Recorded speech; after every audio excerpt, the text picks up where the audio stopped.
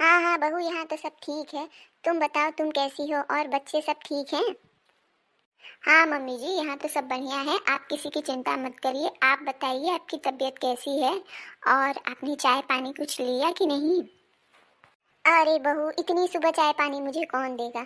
तू होती तो ठीक था, कम से कम तू फोन करके पूछती तो है कि मैंने चाय पानी किया कि नहीं किया। यहाँ तो बहू है, उसकी सुबह देर से आँख खुलती है। चाय पानी तो बहुत दूर की बात है, अभी तक तो मैंने उसकी शक्ल तक नहीं देखी। क्या बात कर रही हो मम्मी जी? आपने अभी तक कुछ खाया पिया नहीं?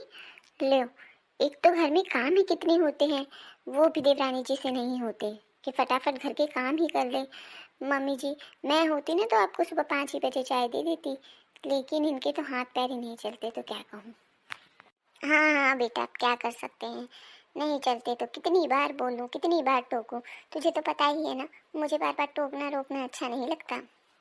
हाँ मम्मी जी, वो आप इतनी भोली है ना, इसीलिए आपके सारे भोलेपन का फ़ायदा उठाती हैं देवरानी जी।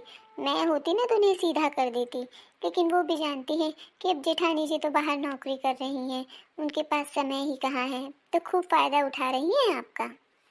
मैं तो कहती हूँ मम्मी जी, कड़े से रहिए उनके साथ, सब अच्छे से काम लीजिए, तभी ठीक होंगी। आपने ढील दे रखी है, इसीलिए ऐसी हैं। हाँ हाँ बहू, तो सही कह रही है, लेकिन मैं जब इतने दिन नहीं बोली तो अब क्या बोलूँगी। करने दो, जिसकी जैसी मर्जी हो। हमारी तो अब उम्र ही कितनी रह गई है। ये जेठानी जी भले मुझसे दूर हैं, लेकिन अपना जेठानी होने का पूरा फर्ज निभा रही हैं। सुबह होते ही फ़ोन करके सासू माँ के कान भर देंगी, चुगलियाँ लगाएंगी, झगड़ा करवाएंगी। और सासू माँ भी कम है क्या? मैं ही सेवा कर रही हूँ और मेरी ही दिन रात बुराइयाँ करती हैं। अब क्या कहे कोई, समझ में ही नहीं आता इन लोगों का तो मुझे कुछ। अच्छा बहू, और सब ठीक है ना? हाँ मम्मी जी, यहाँ सब ठीक है।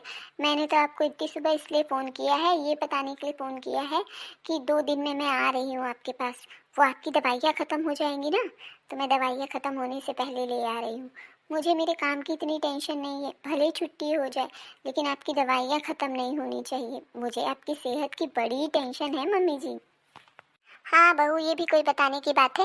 वो तो मैं जानती ही हूँ कि मेरी दवाई खत्म होने के 2 दिन पहले ही तू दवाई पहुँचवा देती है या लेकर चली जाती है। जितना ध्यान तू मेरा रखती है ना, उतना कोई नहीं रखता। दूर रह कर के भी तुझे मेरा कितना ख्याल है, पास रहने वाले तो पूछते तक नहीं है। सब कुछ आप ही का तो है मम्मी जी, मैं आपका ख्याल नहीं रखूँगी तो कैसे चलेगा। वो तो मेरी नौकरी का सवाल है ना, वरना तो मैं आपके पास रहती और आपकी खूब सेवा करती, इसे हाथ भी ना लगाने देती आपको। हाँ हाँ बहू, मैं जानती हूँ। हाँ चलिए मम्मी जी, मुझे ऑफिस जाने के लिए लेट हो रहा है, मैं आपको बाद में फ़ोन करती हूँ। ठीक है बहू। मम्मी जी, अब मेरी चुगली हो गई हो तो चाय भी पी लीजिए, वरना चाय ठंडी हो जाएगी। क्या? क्या बोला बहू तूने? कुछ नहीं मम्मी जी, मैं तो यही कह रही थी कि लीजिए, गर्मा गर्म चाय पी लीजिए। चलो भला, तेरी चाय तो बनी, देर से ही सही, पर चाय तो मिली। अच्छा हाँ बहू, मैं तुझे ये कह रही थी कि कल तेरी जेठानी और उसके बच्चे और तेरे जेठ जी आ रहे हैं, तो अच्छे से तैयारी कर लेना, उनकी खातिरदारी में कोई कमी मत रखना। अरे वाह मम्मी जी, जेठानी जी आ रही हैं और उनके बच्चे। आप चिंता मत कीजिए, मैं उनकी पूरी अच्छी तरह से खातिरदारी करूंगी। आपको कोई शिकायत का मौका नहीं दूंगी। जैसे वो रोज सुबह फ़ोन करके सारी खबर लेती है ना मेरी, वैसे ही मैं भी उनकी खातिरदारी में कोई कमी नहीं रखूंगी इस बार। क्या मतलब बहू? अरे कुछ नहीं मम्मी जी, आप टेंशन मत लीजिए, आने तो दीजिए जेठानी जी को। हे भगवान, पता नहीं इसके दिमाग में क्या चल रहा है, कहीं कुछ उलट फुलट ना कर दे मेरी बड़ी बहू के साथ ही। इस बार आने दो जेठानी जी को, मैं बताती हूँ कि सास की सेवा कैसे होती है। सिर्फ सुबह सुबह फ़ोन करके देवरानी की चुगली करके सास की सेवा नहीं होती। सास की सेवा कैसे की जाती है मैं उन्हें इस बार बताऊंगी। आने तो दो, फिर दिखाती हूँ देवरानी कैसे होती है। अरे बहू, कहाँ है तू? जरा देख तो, गेट पर बेल बजी है, कोई आया है? मम्मी जी, मैं आई हूँ। अरे वाह मेरी प्यारी बहू, तू आई है, आजा आजा। मैं कब से तेरा इंतजार कर रही थी, तूने कहा था ना 2 दिन बाद आएगी, और अपने साथ बच्चों को नहीं ले आई?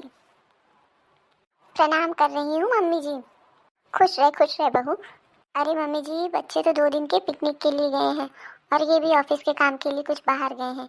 मेरा अकेले मन ही नहीं लग रहा था। मैंने कहा आपकी दवाइयाँ भी देनी है, ये तो कह रहे थे कि कुरियर से भेज दो, पर मैंने कहा बहुत दिन हो गए मम्मी जी को मैंने अपनी आंखों से नहीं देखा। आपको पता है ना मम्मी जी, आपके बिना तो मेरा मन ही नहीं लगता। वो तो ऑफिस की मजबूरी है इसलिए मैं वहाँ रहती हूँ, वरना मेरा मन तो यहीं लगता है। हाँ हाँ बहू, मैं सब जानती हूँ, तुझे बताने की ज़रूरत नहीं है। तेरा तो मन हमेशा यही था, पर क्या करे, कमाई धमाई के लिए तुझे वहाँ बसना पड़ा। और जब तक तू थी तब तक मेरी इतनी सेवा होती थी, पूछ मत। अब इसके राज में तो तू पूछ ही मत, हर चीज़ मांगनी पड़ती है। तेरे राज में तो कुछ बोलना ही नहीं पड़ता था, उससे पहले तो सब ला कर रख देती थी। ये लीजिए मम्मी जी, आपकी 2 महीने की दवाई लेके आई हूँ।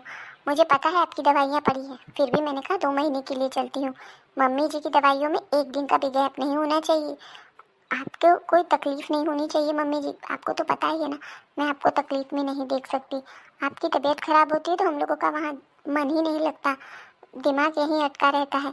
इसीलिए मैं कह रही हूँ कि आप दवाइयाँ टाइम टू टाइम खा लिया करिए। और हाँ, अगर ये टाइम टू टाइम खाना पीना ना दे तो काजू बादाम भी लाई हूँ आपके लिए, और कुछ ड्राई फ्रूट्स भी और हैं, आप खा लिया करिए। खाने का इंतज़ार मत करिए। आप कितनी कमज़ोर हो गई हैं मम्मी जी। हाँ बहू, तू थी तो कम से कम सब कुछ समय से मिलता था, तो शरीर भी साथ देता था। अब बिना समय के खाएगी तो कौन सा शरीर साथ देने वाला है। बुढ़ापे का शरीर है, कुछ ना कुछ तो फर्क पड़ ही जाता है। हाँ मम्मी जी, आप सही कह रही हैं, समय समय पर खाना पीना ना मिले तो शरीर पर तो फर्क पड़ता ही है। अरे बहू, तो ये बैग लेकर कहाँ जा रही है। मम्मी जी, वो मैं अपने मायके जा रही हूँ। वो आप ही ने तो कहा था कि जेठानी जी आ रही हैं 2 दिन यहाँ रहने के लिए, तो मैंने कहा फिर मेरे यहाँ रहने का क्या मतलब है, मैं फ्री ही हूँ तो 2 दिन में घूम आती हूँ। जेठानी जी को मौका दे देती हूँ आपकी सेवा का। वैसे भी दिन रात आप जेठानी जी की तो माला जपती थी कि जेठानी जी रहती थी तो आपको सब कुछ समय पे मिल जाता था, तो मैंने कहा 2 दिन जेठानी जी भी आपकी सेवा कर ले। अरे देवरानी जी, मुझे सेवा करने में मम्मी जी की कोई प्रॉब्लम नहीं है, मैं तो आराम से कर लूँ। लेकिन आप तो जानती ही हैं ना, मेरे 2 छोटे छोटे बच्चे और ये भी वहाँ पर हैं, उन सब की देख रेख करना, उन लोगों को भी खाना पीना सब कुछ करना, मेरे पास फुर्सत ही कहाँ है। वरना मैं तो यहाँ रह के मम्मी जी की कितनी सेवा की है मैंने, और 2 4 दिन कर लेती, क्या फ़र्क पड़ जाता। यहाँ नहीं रह सकती क्या जेठानी जी, तो एक काम करिए, मैं मम्मी जी का सामान पैक कर देती हूँ, आप मम्मी जी को अपने साथ ले जाइए, वहीं रख कर सेवा करिएगा। और यहाँ रहेंगी तो 2 ही दिन रहना होगा, वहाँ मम्मी जी 1 महीना रह लेंगी आपके साथ। जब मम्मी जी का मन भर जाएगा तब मम्मी जी को मैं इनसे कह के बुलवा लूँगी। क्यों मम्मी जी। हाँ हाँ, बहुत सही कह रही है, वैसे भी ये 2 साल से अपने मायके नहीं गई है। मैं तेरे साथ चलती हूँ, महीने 2 महीने मैं वहाँ रह लूँगी और ये अपने मायके रह लेगी। महीने 2 महीने, मम्मी जी, महीने 2 महीने की बात नहीं है, लेकिन मैं तो ऑफिस जाती हूँ ना, आप अकेले वहाँ कैसे रहेंगी, आपका मन ही नहीं लगेगा, आप बहुत बोर हो जाएंगी वहाँ, तो फिर वापस यहाँ कौन छोड़ने आएगा। आपको तो पता है ना, हम लोगों को एक दिन की भी फुर्सत नहीं है, वरना मम्मी जी हमारे साथ रहे, हमें क्या तकलीफ है। अरे मम्मी जी, मुझे वहाँ आपको ले जाने में कोई तकलीफ़ नहीं है, लेकिन आप तो जानती ही हैं ना, हम लोग बाहर काम करते हैं, फिर पूरे दिन आप वहीं अकेली रहेंगी, आपका वहाँ बिल्कुल मन नहीं लगेगा, और हम लोगों को कहाँ फुर्सत है कि आपको बार बार यहाँ छोड़ेंगे, ले जाएंगे, ले आएंगे। इससे अच्छा तो मेरी 2 दिन की छुट्टी है ना, मैं आपकी यहीं 2 दिन रह के सेवा कर लेती हूँ। अब देवरानी जी का इतना मन है तो देवरानी जी जाएँ, रह के आएँ। जैसा तुझे ठीक लगे बहू, तुझे यहाँ ठीक लगे तो तू यहाँ रह, तुझे वहाँ ठीक लगे तो मुझे वहाँ ले चल, मुझे तो कोई तकलीफ नहीं है। वैसे देवरानी जी, आप मुझसे जलती बहुत है, जैसे ही आपने देखा मैं आ रही हूँ तो आप मम्मी जी को छोड़कर अपने मायके भाग रही हैं। कौन कहे जेठानी को चाय पानी पूछने को, आप तो बैग लेकर के दरवाजे पे ही खड़ी हो गई। अरे जेठानी जी, वो बात नहीं है, मम्मी जी दिन रात आपकी इतनी तारीफ करती थी ना, तो मैंने सोचा कि एक बार आपको भी मौका दिया जाए। और वैसे भी 2 साल हो गए मुझे मायके जाने का, मम्मी जी की सेवा करते करते मुझे समय ही नहीं मिलता, इसलिए मैंने कहा जब आप आई ही हैं तो मैं घूम आती हूँ। चलिए जेठानी जी, फिर मैं चलती हूँ, आप मम्मी जी का अच्छे से ध्यान रखिएगा। 2 दिन बाद फिर मुलाकात होगी आपसे। दूर रहने पर तो सब सास बहू का प्रेम बना रहता है, अब पास रहकर देखेंगी जेठानी जी कि मम्मी जी कैसी हैं, तब इन्हें पता चलेगा कि रोज़ सुबह सुबह फ़ोन करके दूसरे की ज़िंदगी में कैसे आग लगाई जाती है। देखा आपने मम्मी जी, जैसे ही मैं घर में घुसी नहीं कि देवरानी जी बैग लेकर खड़ी हो गई मायके जाने के लिए। अब आप तो ये सब अपनी आंखों से ही देख रही हैं ना, फिर मत कहिएगा कि मेरी छोटी बहू अच्छी है। हाँ हाँ बहू, तो आज देख रही है, मैं तो इसे कितने दिन से देख रही हूँ, इससे हम दोनों का प्यार बर्दाश्त ही नहीं होता। तू छोड़, तू जा, हम दोनों के लिए 2 कप गर्मा गर्म चाय बना के ले आ। और एक काम करना, मैं सादी चाय नहीं पीती, तुझे पता है ना, तो मेरे लिए गर्मा गर्म पकौड़े भी फ्राई करके ले आना। ठीक है मम्मी जी, मैं अभी बना के ले आती हूँ। मम्मी जी, घर का सारा काम खत्म कर लिया है मैंने, तो मैं थोड़ा आराम कर लेती हूँ। सफ़र से आई हूँ ना, तो मुझे बड़ी थकान हो गई है। आपको कुछ चाहिए होगा तो मुझे बताइएगा। अरे बहू, दिन में सो लेगी तो रात को क्या करेगी? एक काम कर, मेरी अलमारी में 3-4 साड़ियाँ पड़ी हैं नई नई, उनके ब्लाउज नहीं सिलवाए हैं मैंने। तुझे सिलाई आती है ना, तो दोपहर भर बैठ के सिल ले। 2 दिन में 4 साड़ियों का ब्लाउज तो तू आराम से कर लेगी। और हाँ, साड़ी में फॉल भी लगाना है। जब जब तुझे समय मिले ये काम पटा दे। ठीक है मम्मी जी। और हाँ, सिलाई मशीन पे बैठने से पहले एक काम कर, जा गरम तेल करके ले आ और मेरे घुटनों की मालिश कर दे। मेरा पैर बहुत ज़ोर का दर्द हो रहा है। ठीक है मम्मी जी। मम्मी जी, मैं सोच रही थी रात को हम दोनों के लिए खिचड़ी बना लेती हूँ। वैसे भी खाने में हम 2 ही जन हैं, 2 जनों के लिए क्या बनाना। पकौड़े वकौड़े बनाए थे ना, तो उन सब के बर्तन बहुत ज़्यादा हो गए हैं, तो खिचड़ी बनाऊंगी तो बर्तन भी कम होगा। वैसे भी मम्मी जी, मैं सफ़र करके आई हूँ तो थक गई हूँ, तो खिचड़ी आसान पड़ेगी मुझे। बना दूँ क्या? आप खा लेंगी? अरे नहीं नहीं बहू, मेरे लिए खिचड़ी मत बनाना। तुझे तो पता है ना, मुझे रात को पूरा खाना चाहिए, दाल चावल रोटी सब्जी सब कुछ। अब इंसान रात को ही भरपेट खाकर नहीं सोएगा, तो खाने का क्या मतलब। और रही बात बर्तन की, तो तू धो लेना ना, तेरे लिए छोटी सी बात है। हमारे समय में हम लोग तो इतना काम करते थे, पूछ मत। इतने इतने लोगों का खाना बनता था और मैं अकेले सारा काम करती थी। और तुम लोगों को तो छोटे छोटे काम पर इतने सारे बर्तन हैं। आज मैं थक गई हूँ मम्मी जी। जाओ, जल्दी से करके आओ, मुझे तो पूरा खाना चाहिए। ठीक है मम्मी जी। ये भगवान अच्छा है मैं इनको अपने घर नहीं लेके गई। मेरा दिमाग काम कर गया। अगर मैं इनको अपने साथ अपने घर ले गई होती तो कितना काम रहता है इनके पीछे। एक इंसान के पीछे इतना सारा काम कैसे हो सकता है, मुझे समझ में ही नहीं आता। इनका तो नखरे ही नहीं खत्म होते। पता नहीं कैसे देवरानी जी इनको झेलती थी। हे भगवान, 3-4 दिन हो गए लेकिन देवरानी जी आने का नाम ही नहीं ले रही हैं। मैं इनके साथ कैसे रह रही हूँ मुझे ही पता है, मैं तो मर ही जाऊंगी। देवरानी जी खुद नहीं आ रही हैं तो मुझे उनको फ़ोन करके बुलाना पड़ेगा, वरना तो मुझे इनको अपने साथ ले जाना पड़ेगा। और मैं यहाँ ही इनके घर के काम नहीं कर पा रही हूँ, तो वहाँ मुझे तो ऑफिस भी जाना रहेगा, तो मैं कैसे इनको हैंडल करूँगी। मैं देवरानी जी को फ़ोन करके उन्हें बुला लेती हूँ। हेलो, हाँ देवरानी जी, कैसी हैं आप? मैं तो यहाँ बहुत मज़े में हूँ भाभी, आप बताइए आप कैसी हैं? देवरानी जी, अब 2 दिन बाद आने वाली थी ना, 4-5 दिन हो गए आप आई नहीं, इसलिए मैंने कहा कि फ़ोन करके पूछूं। आप तो आप आएंगी तभी मैं जा पाऊंगी ना। आप तो जानती हैं मैं जॉब करती हूँ, मेरे पास इतना टाइम नहीं है। अरे हाँ जेठानी जी, मैं तो आपको फ़ोन करने ही वाली थी बताने के लिए कि अभी मैं मेरे मायके में 1 हफ्ते और भी रुकूंगी, क्योंकि मेरी मम्मी कह रही थी कि बहुत दिन बाद आई हो, कम से कम 1 हफ्ते रुक जाओ। और तुम्हारी जेठानी है वहाँ पे, तो तुम्हारी सास की भी कोई टेंशन नहीं है। इसलिए जेठानी जी, अब 1 हफ्ते मैं और रुकूंगी। आपको 1 हफ्ते और मम्मी जी की सेवा करनी पड़ेगी।